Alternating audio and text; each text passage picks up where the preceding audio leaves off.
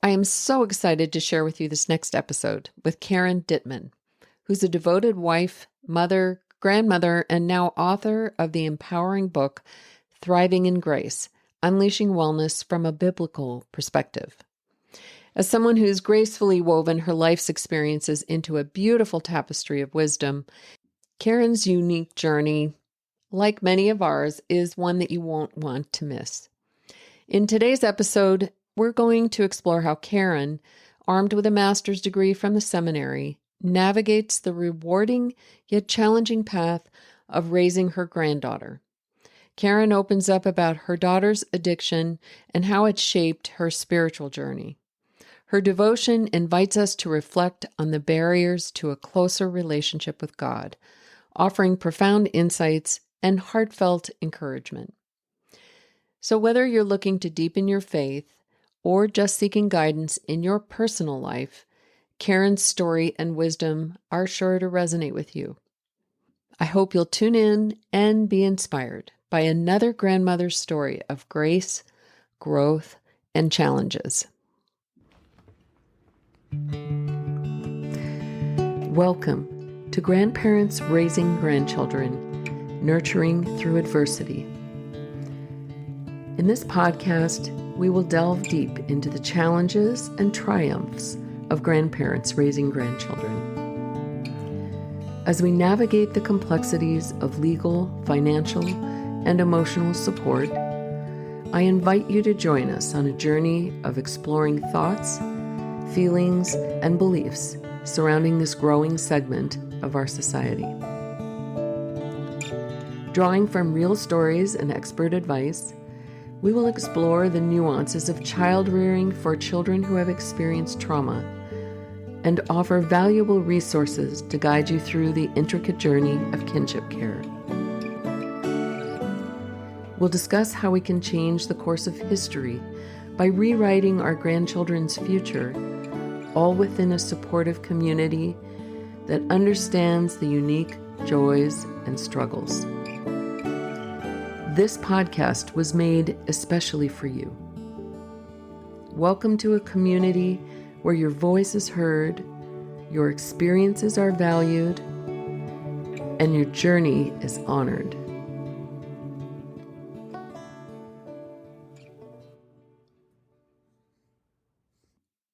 Every story we share as grandparents raising grandchildren is unique, and I hold each one dearly, as I'm sure you do too. Reflecting on my own journey of raising my grandchildren, I see moments that might appear to lack grace. There have been times I'm not proud of how I've reacted to the responsibility. Yet when I step back and view it through God's lens, I see grace woven throughout. It's really a matter of perspective. Do we see the glass as half empty or half full? By God's grace, this journey has been an opportunity for me to grow healthier and to live by example for my children. We are all human, each of us navigating our own paths, and control was never really ours to begin with. Today you'll hear from another grandmother, Karen Dittman, whose story illustrates the profound realization that her daughter's journey is inherently tied to her own. I'm so excited to share with you this conversation. It's filled with game-changing wisdom and heartfelt insights. As I mentioned, Karen is a wife, a mother, and raising a granddaughter, and she just released a new book called Thriving in Grace, Unleashing Wellness from a Biblical Perspective. Karen, why don't you tell us about what inspired you to write this book? Yeah, thanks, Laura. So my husband and I started working on this book in November of 2020, and it took about 3.5 years to work through writing it and also to live out what God showed us about living in grace. The beginning of the book, we open with the idea of there's a Hebrew word, bara, that is about emptying ourselves so that we can be filled with God's presence and so that we can let go of what's holding us back so that God can create something new within us. And then we talk in the book about curiosity and connection as important tools and how to actually tap into God's grace for change in our lives and for growth. The second half of the book addresses 7 areas of our lives and what wellness looks like from a biblical standpoint, not just a scientific standpoint. So it talks about our physical, spiritual, mental, and emotional wellness, as well as how we are interacting or entering the world through vocation, relationships, and finances. I know that you have a master's from the seminary, but I'm really curious if this book was inspired at all by the amazing fact that you're also a grandmother raising a grandchild.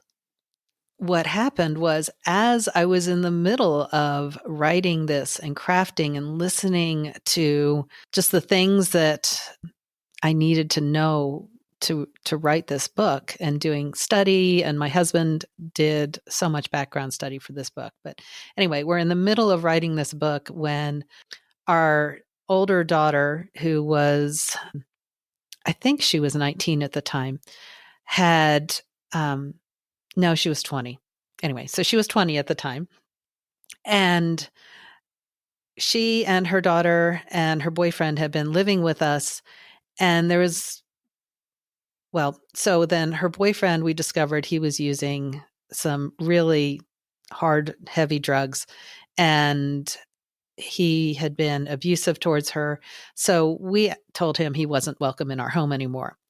We didn't know the depth of her involvement and that he had also gotten her addicted to these drugs. So there was a day when she said, "Hey, can you just watch my daughter overnight? I'm going to go out with some girlfriends. We're going to stay at a hotel and then I'll be back." And she didn't come back for months and, was sending texts from time to time saying, "Hey, sorry, I'll be back tomorrow." And the texts got few and further between. And my imagination was going crazy about where she might be, what might be happening. I had no idea where she was. I had no idea what was going on. And so at that point, yeah, we had to file for guardianship, emergency guardianship of our granddaughter, and just say, okay, we're going to take care of her. We've got this. You were already taking care of your granddaughter a lot of the time before she disappeared. Yeah. How did that change your life when your daughter left and you were left full-time with your granddaughter? In a sense, since my granddaughter was born, I've always been like her second mom. She's never known her biological father. So her grandpa has been the closest thing to a father she's ever had. And then I have always been like the second mom. So how it changed, at that point, she was 3. So there was, nothing changed right away other than me having to do things like make the doctor's appointments and get her to the doctor and enroll her in school and some of that stuff. But she did start looking at me more as her mom. We went through Was a there ever a time. point when she started calling you mom? It's funny because she had off and on called me mom most of her life. She was barely even talking at 3 years old. But she was calling me mom, and I was encouraging her to call me Abby, which is what my grandkids call me. Then we just kind of fell into, yeah, you can just call me mom. I am your mom now. There was actually a day, and I had not heard from my daughter in at least a week, and I was kind of starting to feel like I'm not sure if she's ever coming back. It was just like this stirring in my soul, like something has shifted. I'm not sure she's ever coming back. I don't know if she's even still alive at this point.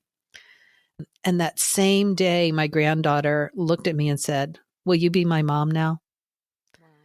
And that was like, wow, heartbreaking and also maybe freeing that Yeah. my granddaughter had given me the permission to step into that space in her life. I had a similar thing happen with my granddaughter. Tell us the story of what happened from then on in your life and your daughter's life with her addiction and how that progressed. That was 3 years ago, about. Yeah, it was Right. 3.5 or going on 4 years ago. Yeah, so about 3.5 years ago. She had left in June. In September, she did finally come back home and stay, and was just very honest about everything that had been going on. So this was when I finally realized, oh, it was drug addiction. She was staying with the boyfriend who was providing the drugs for her.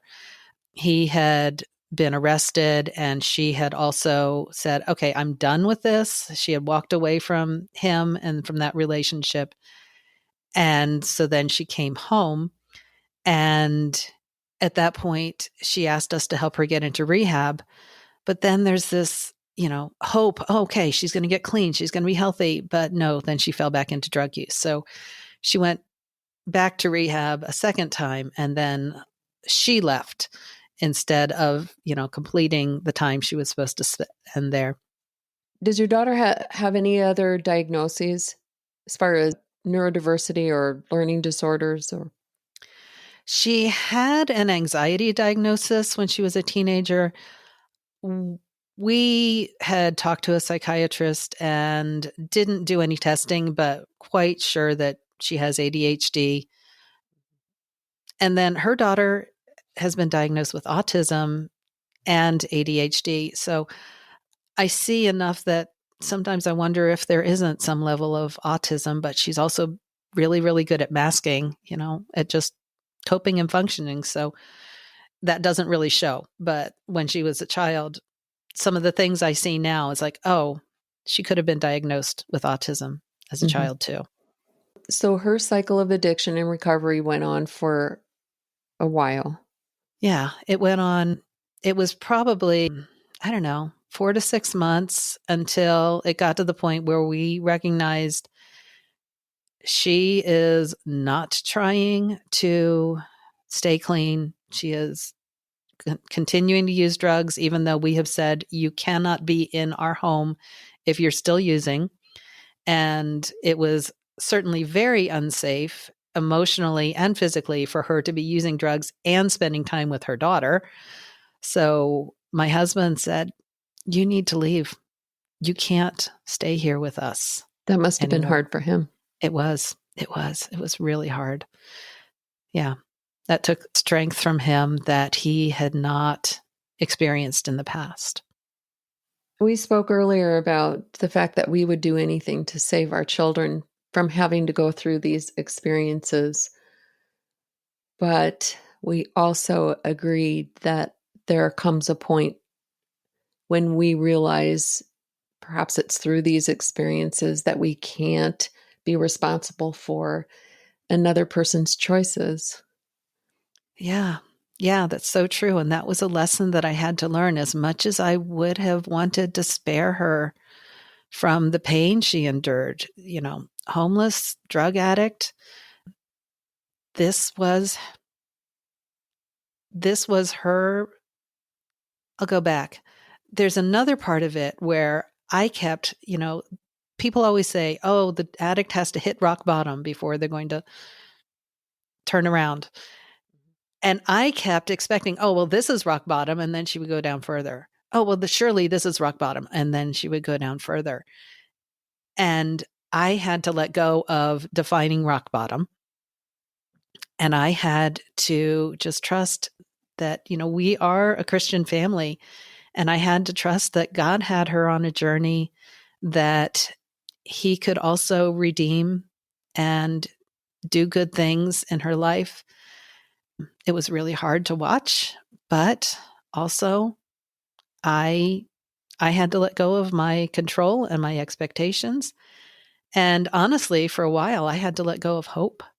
I had to stop praying because I was just holding on to my own expectations and trying to control things by praying for her. And I had to stop praying, and other people could hold that for me. There were plenty of other people who could pray for her and pray for us. And that was what I needed. I needed to stop focusing on fixing her problems and turn my focus to the little ones that I have at home that I needed to care for.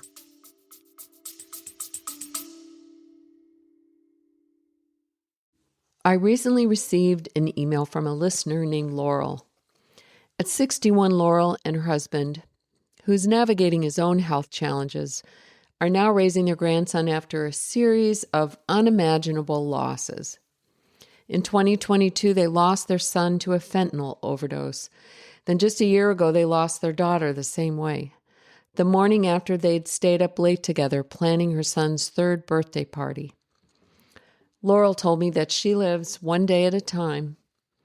She's dealing with the financial strain of using her 401k to survive, the physical toll of caregiving, and the emotional weight of what ifs.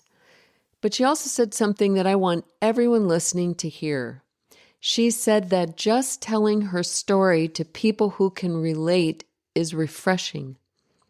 That's exactly why we do this.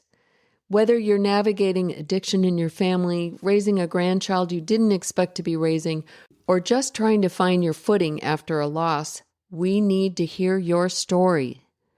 There's always someone else out there who needs to hear that they aren't the only one. Your experience is a lifeline for someone else.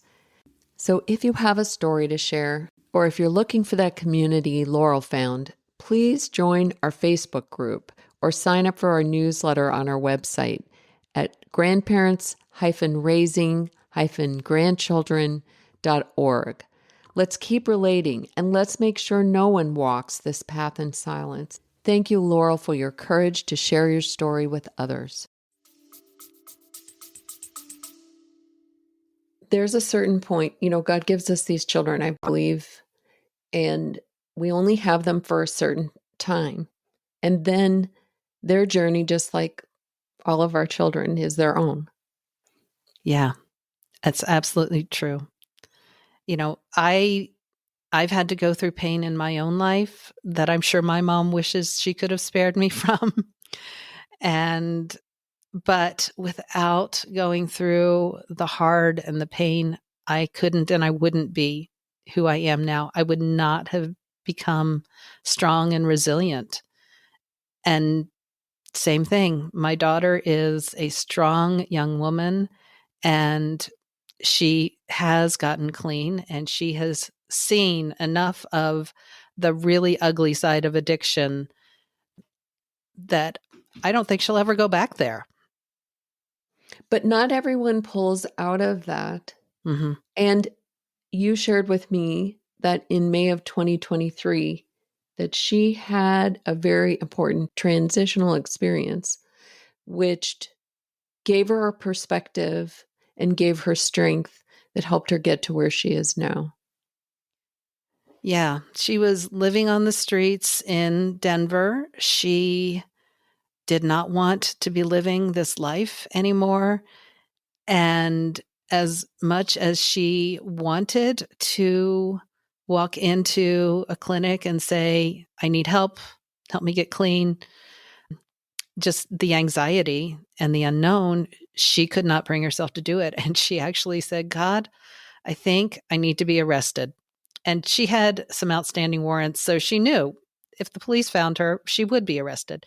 And so the next day, the police came around the corner where she was hanging out with some other girls and using drugs. And she was like, I could run or I could let myself get arrested. And she chose to stay and got arrested. And that was actually huge because she ended up in a jail where there was a church that was coming in and doing a Bible study. And she started going to this Bible study, and people were sharing with her that God still loves you. He hasn't given up on you. You are his daughter, and you can, he's not done with you. And so that was so transforming for her. So after about 6 months, she was out of jail, and she has stayed clean ever since. So she's coming up on 2 years of sobriety. I think for many of us that have been through these kinds of challenges, and I speak to my granddaughter about this often, is that we place such a burden upon ourselves and believe that we aren't worthy of anything more than what we have at the moment. Sharing with her, and I believe that this is something that God gives us the ability to see, is that God doesn't make mistakes in creating us. And if we can understand that these challenges are temporary burdens that we are able to overcome, if we are able to see ourselves as beautiful, as Mhm. lovable, then we have a tool that we can use to overcome if we choose to. That is so true, Laura. And that is something that now she's life is not easy. She's still going through struggles. And yet she can look back on how God has showed up for her. She can look back on the beautiful things, and she can rest in, I am God's beloved daughter. And sometimes it does take, me reminding her, hey, you've been Mhm. you've been through work. God loves you, and you're gonna do this. You're gonna make it through this struggle too. And she's like, yeah, thanks for the reminder. You're right. As grandparents, I think we've been put in a very difficult position where we have to play not only the loving grandmother, the disciplinarian mother, the loving mother, the mother that reminds these kids, even when we get angry at them, we have to remind them of all of their strengths.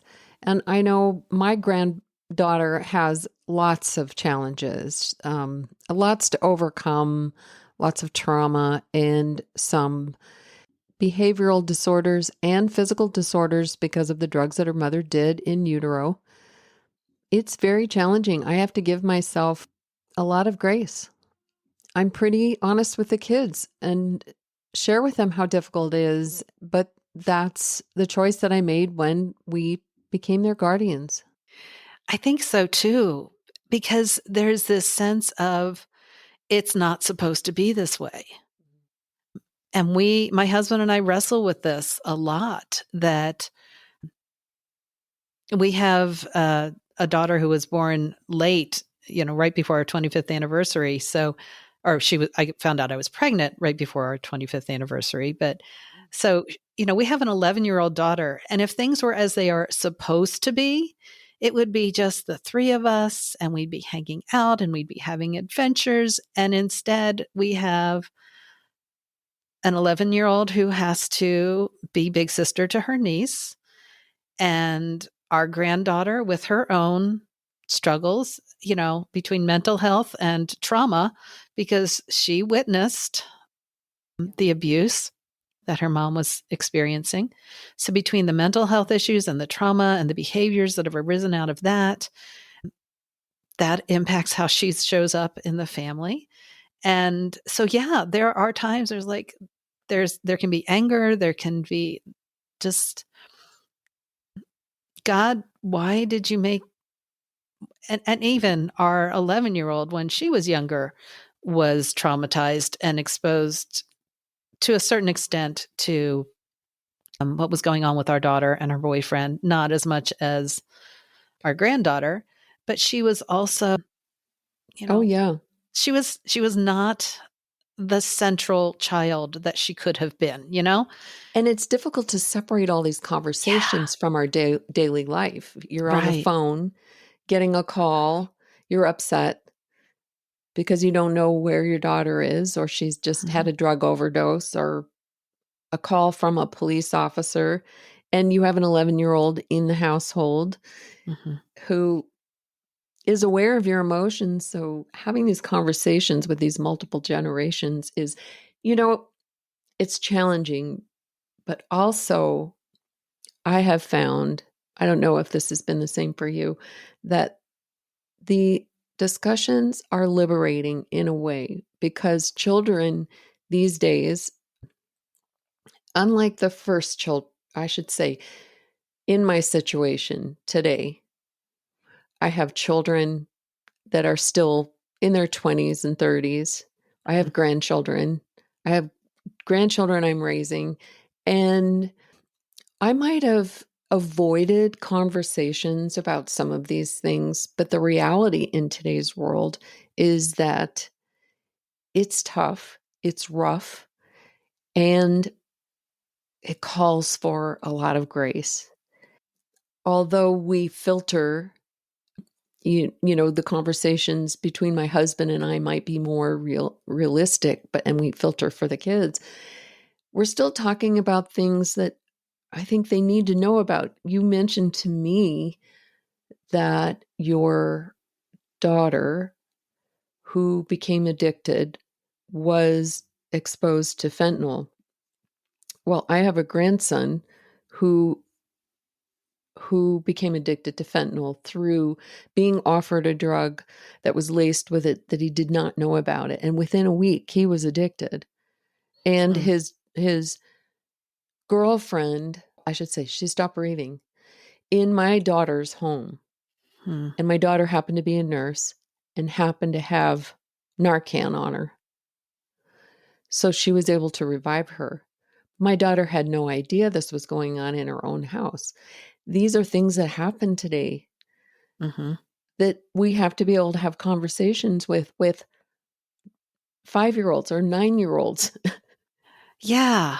which is not what we would choose to do. But in a Yeah. way, it's good that these kids have these tools early on in their life.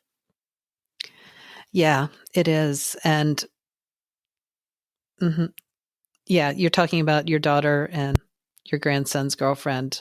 And I had a very similar experience where I didn't know that my daughter had overdosed on fentanyl, but she had and in our house, and I'm a fitness instructor, so I know CPR.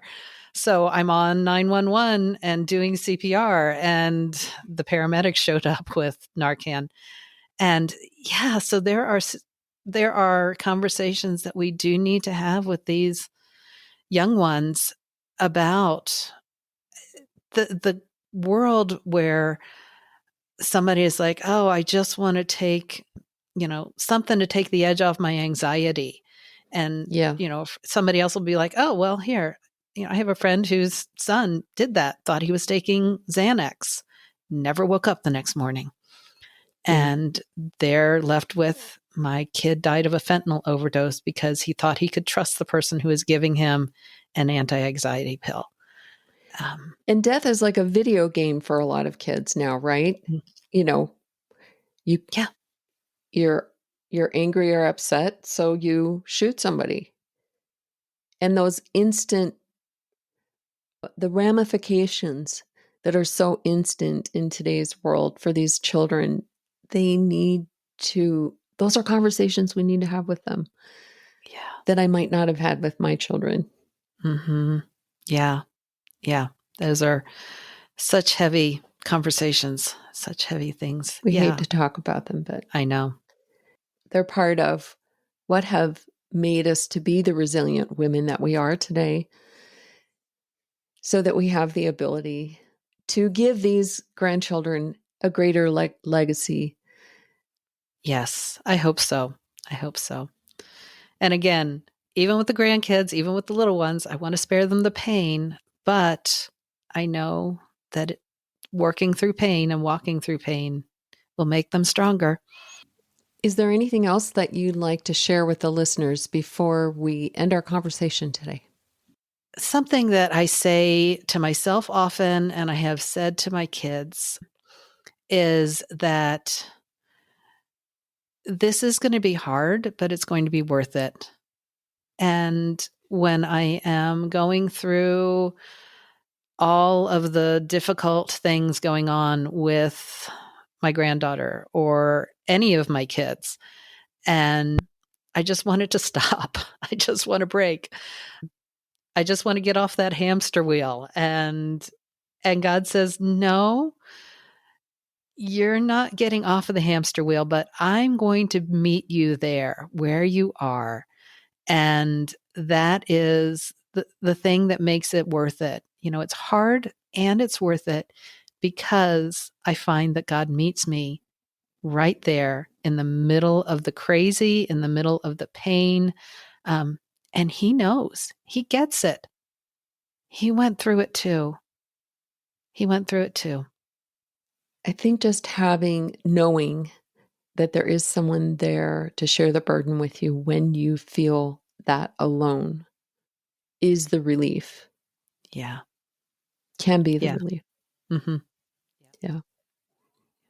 Well, thanks, Karen. Why don't you share also your website and where the listeners can find your book? Yeah. Thriving in Grace is available on Amazon. I'm sure you could go to a bookstore and ask them to order it for you too, but Amazon is where I'm selling it actively. Available in paperback, hardback, and Kindle. If you have Kindle Unlimited, you can read it for free. And then my website is karenadittman.com. You have to put the A in or you'll get somebody else. karenadittman.com. And I'm keeping that updated with stuff I've got going on with,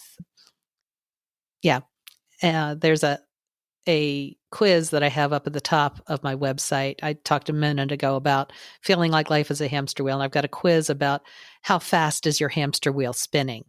And so you can look at that and just kind of get some ideas about what's going on in your life and some suggestions for how to experience meeting God on the hamster wheel.